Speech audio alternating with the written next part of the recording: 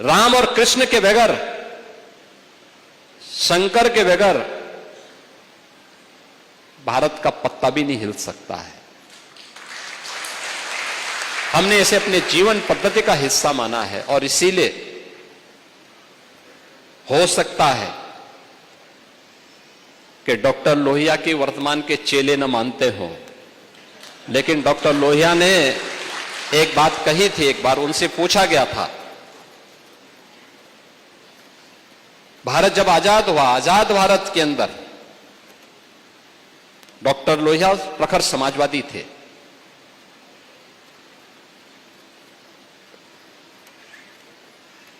कांग्रेस के कट्टर विरोधी थे, स्वतंत्रता संग्राम सेनानी भी थे।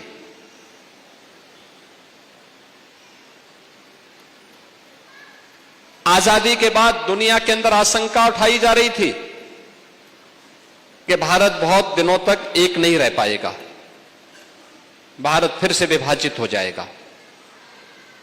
उनसे जब पूछा गया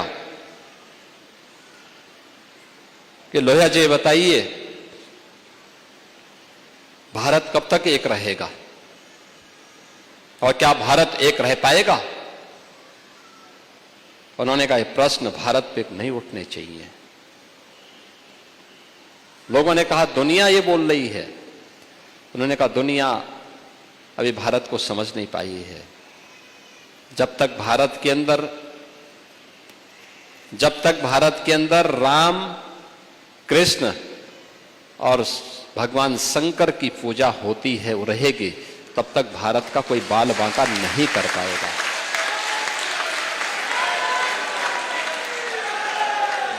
दुनिया की कोई माई का लाल भारत का बाल बांका नहीं कर पाएगा। और यह देश प्रदेश देश के अंदर रामायण मेलों की शुरुआत भी किसी ने प्रारंभ करवाई थी।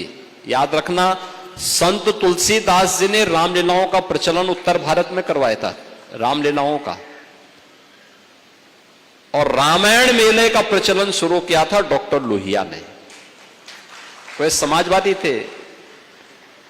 आज के समाजवादी राम भक्तों पर गोली चलाते हैं, लेकिन लोहिया का नाम जपते हैं।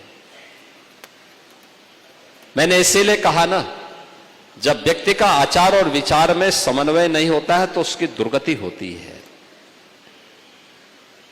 और जो राम का विरोधी है उसकी तो दुर्गति हमेशा होनी ही होनी है।